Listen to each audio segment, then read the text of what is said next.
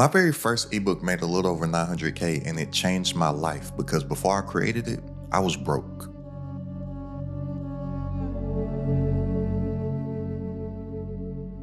Let me start this off by defining what level of broke that I was because everybody has a different definition of what broke means to them, right? But before my first ebook changed my life, I was so broke that I couldn't buy a $5 hot and ready pizza from Little Caesars without going into debt. Literally. I would go to Little Caesars to buy some food because I'm thinking like I'm broke. I need to find something cheap to where I can stretch my dollar and get the most bang for my buck to have the most food. And I thought, well, I can eat 4 pieces for lunch and then I can save the other 4 pieces for dinner and then I can only spend $5 on some food. And if you've ever ate a hot and ready pizza from Little Caesars, you know that they're only halfway decent the first 5 to 6 minutes of getting the pizza. So for dinner, I'm eating 4 pieces of very bad pizza. But literally, look, in order to buy that $5 hot and ready pizza from Little Caesars, I'll have to use my credit card. In order to pay the minimum balance on that credit card when the bill was due, I had to draw from my line of credit. In order to pay the minimum balance on my line of credit, I had to draw more on my line of credit to pay the minimum balance on the line of credit. I was literally robbing Peter to pay Paul. And I was like, man, I gotta think of something because this shit sucks. So I thought about what could I create, and I thought of an ebook. And this is only gonna take me about 5 minutes to break down how an ebook can change your life, how it changed my life. So if you don't have 5 minutes to spare, then you are intentionally choosing to not get some real game and real life information from somebody whose life did a complete 180 just from creating a digital product. And if you're not in a position where you need some change in your life right now, then cool, feel free to click off of this video because it's gonna be wasting your time. But if you would like to know how you can create something that can not only change your life, but can change your financial future and can be the foundation of you building a successful business online, then you may want to tune in to hear about what I got to say real quick. But I was thinking to myself, what can I create that will get me out of this hole? And think is a key word right here because I've always prided myself on being a thinker. So first, I had to sit back and reflect on my situation and ask, how the fuck did I get here? And once I started to ask myself that question, I started to take ownership for everything in my life because I realized that I only put myself in that position and it was nobody else's fault. Because prior to that, I was pointing the finger and blaming other people. Because before I put myself in this hole and how I got in this hole, I fired my job April 1st, 2016 before ever making $1 for myself as an entrepreneur, right? I went all in on entrepreneurship, fired my job, boom, in entrepreneurship. When I found myself in this hole, it was around 2020, right? So I had been somewhat successful as an entrepreneur for 4 years. When I say successful, I'm not saying that I was the richest guy out here, but I had figured out a way to live life on my own terms and do what I want, when I want it, how I want it, on my own terms, and I was free.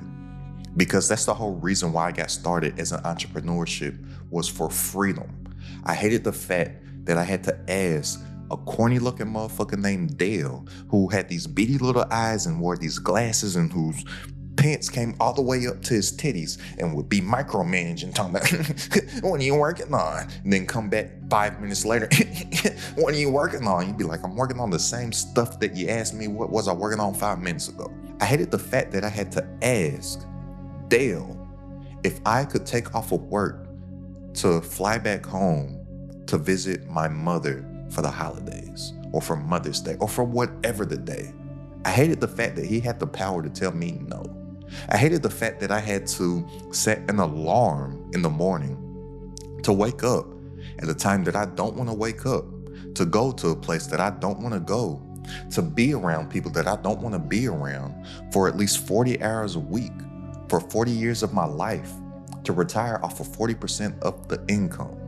I call it the 40-40-40 scam. I was like, that's not the life for me. So I made the decision on April 1st, 2016, that I would never work for somebody again a day in my life. I became mentally unemployable, right?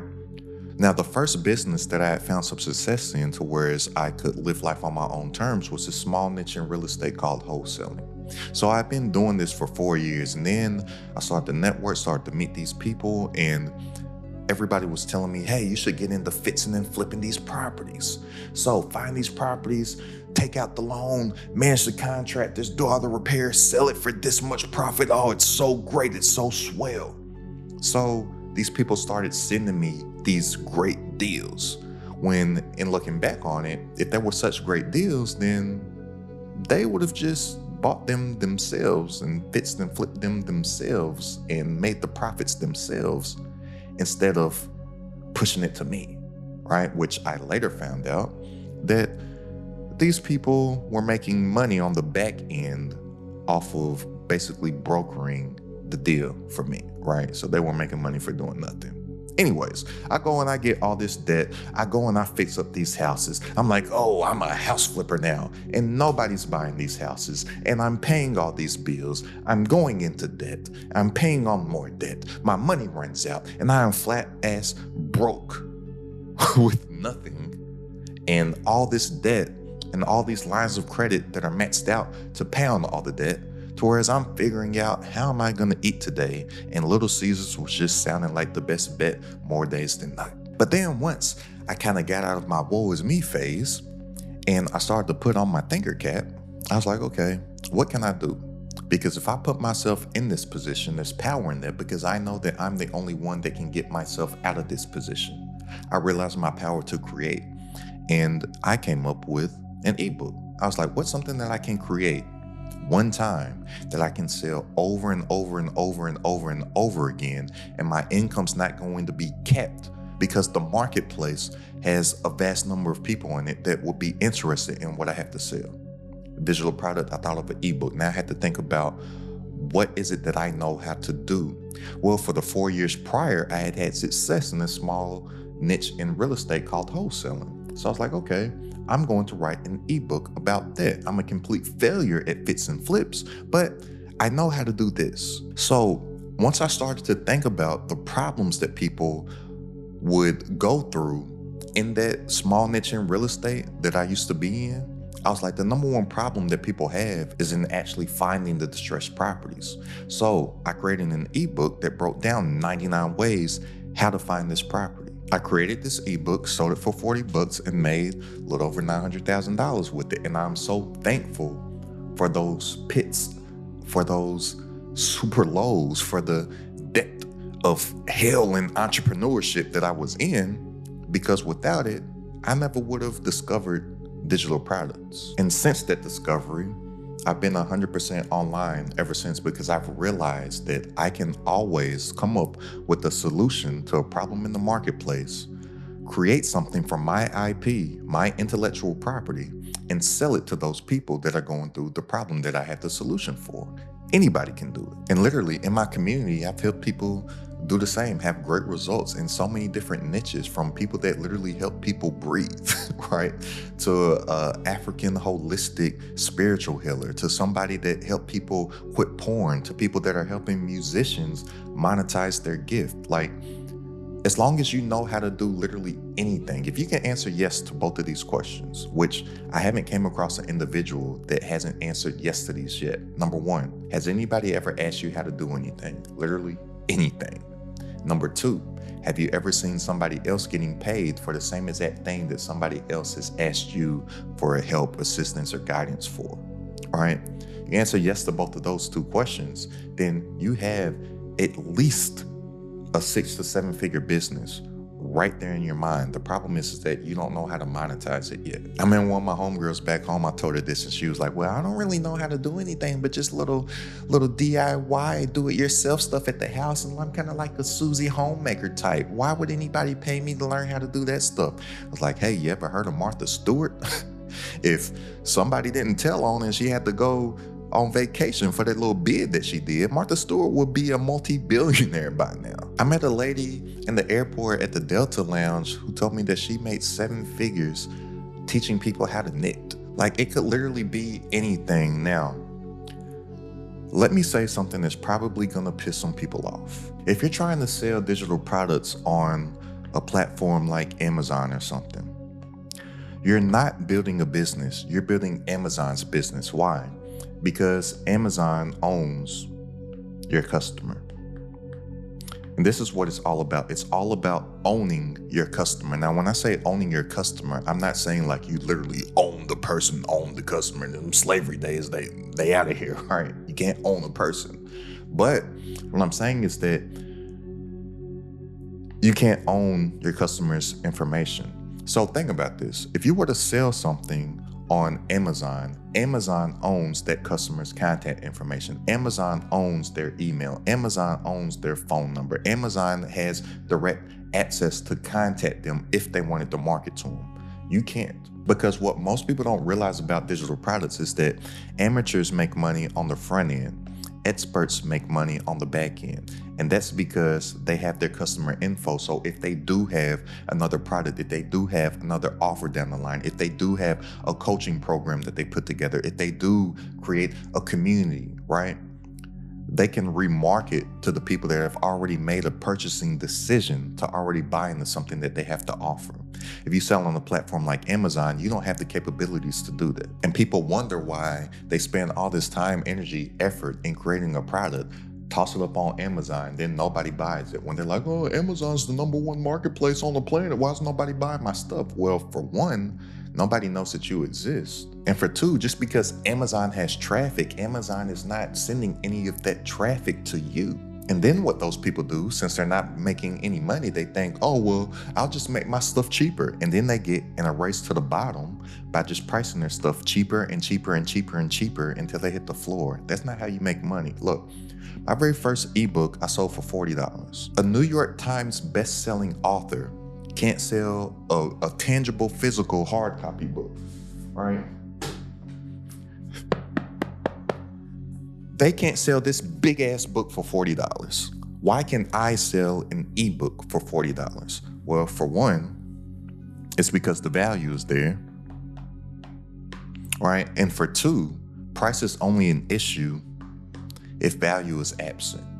So if you know that the only thing that you need to do in order to get to the money is take somebody from their current situation to here where they want to be, their desired situation, all that this is you isolating a single problem in the marketplace, right? Isolating a single problem in the marketplace, then offering that solution here, right? And if people truly do want the solution, price is not an issue because they want to get out of their situation, because they want to get out of that particular pain that they're going through at the moment. And most people think, oh, I need a big course. Oh, I need 100 pages. Oh, I need 40 modules. Oh, I need some big, perfect product. No, you don't. You just need one painful problem with a clear path out. That's it. I've made more with the $40 offer than people with the $997 course that nobody finishes. The size of your product doesn't matter. The clarity does, because the thing is that people, they don't buy info. People, they buy speed. And this is the key right here. They don't want 300 pages. They don't want more homework. They don't want another thing that they have to find the time to get around to. They want, tell me what to do, tell me in order, tell me what works. Look, you gotta make this stuff simple and simplified, because simple scales and fancy fails. Your ebook wins when your problem is specific, your outcome is clear, and the steps are actionable. These 3 steps right here, that's all it takes. And your first ebook isn't something that you dream about.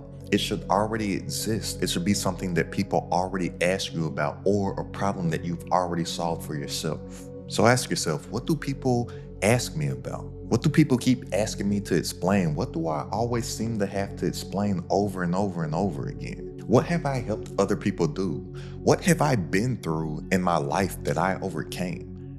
That's your ebook right there. Not your passion, not your identity, not your story, your solution. Now, the biggest elephant in the room that I've already lightly touched on is what most people seem to obsess over, which is the platform, right? Which I said, we don't want to sell on something like Amazon, but this isn't the thing that you need to be concerned about, because that doesn't matter at all. What does matter is audience. And so many people are stuck asking, oh, what's the best platform? What platform should I sell on? And switching platforms all the time instead of focusing on the only thing that matters, which is audience. And that's why so many people are so drawn to these platforms that they have no business selling on, because it just sounds easy to them. And nobody's focused on the thing that actually makes the money for them, which is owning the audience, because they say, oh, it's hard. It's really, really hard. That's what she said. But this is where the money is. People won't buy your product because it's unique. They'll buy your product because you're unique. And what you need to realize is that people don't buy products, they buy people. And people buy from people that they know, like, and trust, right? Emphasis on the like and the trust. So how something goes is that they discover you, which is the known factor. They watch some of your content, they're like, oh, I like this person. And then they see that you consistently show up and they get value from you over and over and over again. The trust factor comes in, and then they buy, but they're buying into you first. So yes, you need to focus on isolating a problem and solving that within your ebook. But people are going to trust in you first to be that person that has the solution to their problem. That's the cheat code. The real value isn't the ebook. The real value is you. The real value is your YouTube channel. The real value is your email list. Because these two things combined right here, I'm telling you, they are a gold mine. And I wish that I focused in on my YouTube way earlier. I haven't made any social media content since 2023. A lot of people, they don't know that my biggest audience at the time of me recording this video is my Instagram. When I quit social media and started taking my YouTube seriously, January 30th of 2024, I had over 100,000 Instagram followers, like over 120 something thousand Instagram followers. I had 14 or 15,000 TikTok followers, and I had absolutely no audience on YouTube. With my experience on growing audiences on Instagram and TikTok, with my paid advertising background, because the most money that I've spent on ads in a single month is a little over $100,000. YouTube, I'm not exaggerating when I say the power of YouTube alone trumps it all by far. And you never see anybody that has a YouTube audience really sweating social media. But everybody on social media wishes they could have a YouTube audience, because there's been studies done that says that it takes people on average nowadays 7 hours worth of content to consume to make a purchasing decision. Where else could they get these 7 hours in a short amount of time on YouTube, once they know, like, and trust you, and you get what I call the binge and buy effect to kick in? You know how many minute-long videos, you know how many reels, you know how many TikToks somebody would have to watch to get these 7 hours in? Whereas they can get this done, and literally, once you have a catalog of content, they could get this done in a day if they're really watching your stuff in a few days. I literally get comments on a weekly basis of people talking about how they just sat down and watched hours of my content. And just think about this also. If we know that our product is around solving a problem, where do people go when they're looking for the solutions to their problems? They come to YouTube. They don't go to Instagram to learn about a problem that they're going through. They don't go to TikTok to learn about a problem that they're going to. They go to YouTube. Why? Because YouTube is not only the biggest content platform, period. If you didn't know, YouTube has taken over TV. YouTube is the biggest streaming platform. It's bigger than Netflix, Amazon Prime, Hulu, HBO Max, all those things. YouTube is bigger. And then it's the second biggest search engine on the planet because Google owns YouTube. And even if you just think about it, even for people that want to grow audiences on social media, where do they go to learn about it? They go to YouTube. If they want to grow an Instagram page, they go to YouTube to learn about how to grow on Instagram. If they want to grow on TikTok, they go to YouTube to learn how to grow on TikTok. They don't do that on the native platforms. Everybody comes to YouTube for that. So if you know that you have a digital product solving a problem, why don't you make content about that problem and brand yourself as a trusted authority in the space so people will come to know and like and trust you for the information that you have to offer. So then they will buy your product, which will be the solution that will help them further, get their transformation, because that's what people want. People, they want transformation. They don't want information.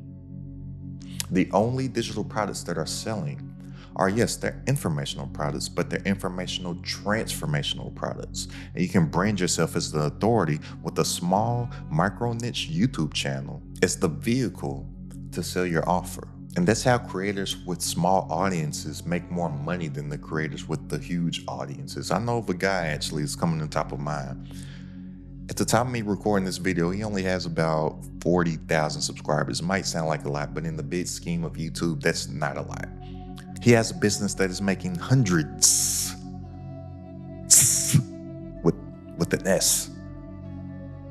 Hundreds of thousands of dollars per month from a small micro niche YouTube channel that only has 40,000 subscribers. When I first discovered this guy, his channel had about 5,000 or 6,000 subscribers, was making $30,000 a month. His offer is less than $100. All right, he's only focused on becoming a trusted authority around the solution that he has. And he just makes informational content about that, drive traffic to his offer. People come to know, like, and trust him, they buy his product.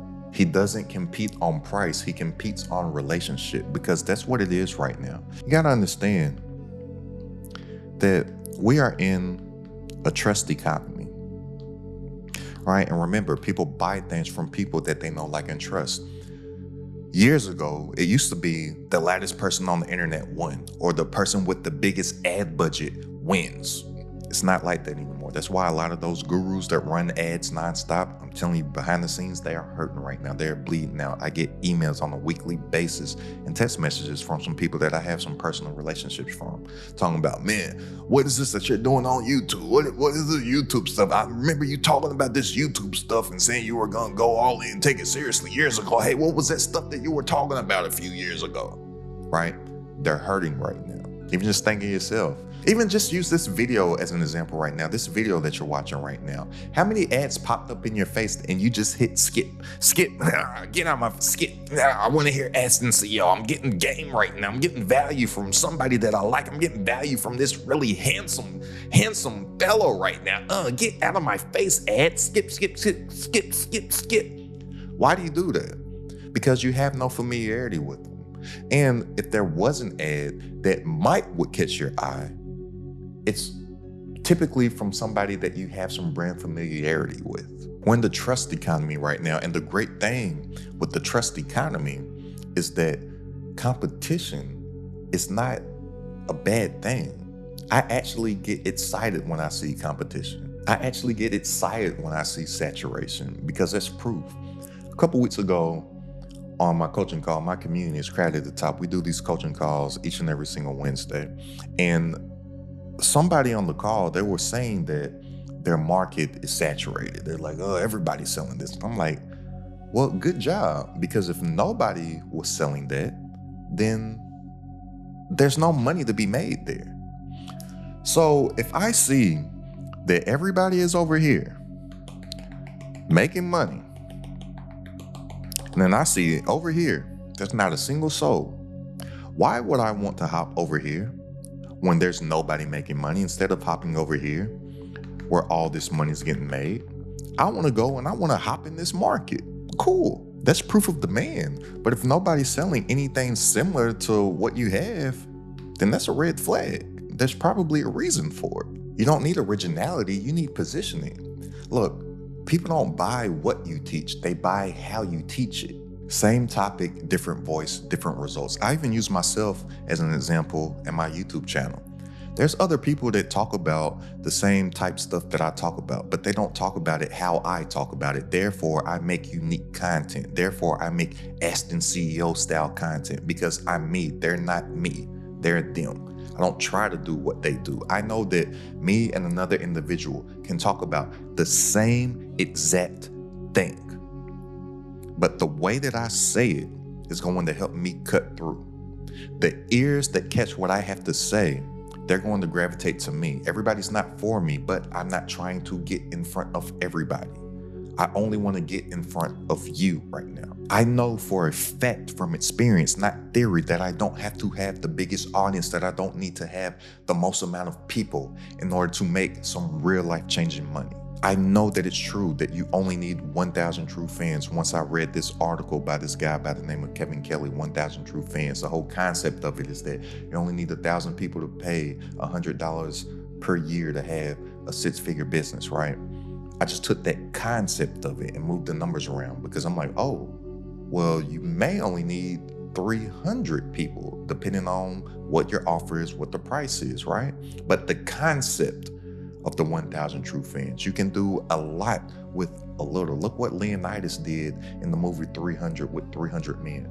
There's this real popular guy all around the world. They call him Jesus, but the letter J didn't exist back then, so I think his real name might be Yahshua. But think about what this Jesus fellow did with 12 followers. He only had 12.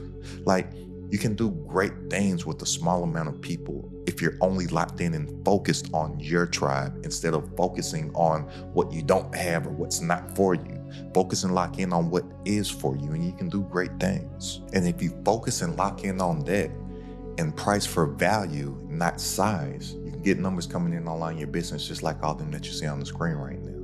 If you want a little bit of help along the way, because you don't have to do this alone, go ahead and click the link down in the description and tap into this Credit at the Top community. And I'll see you on our coaching call this Wednesday.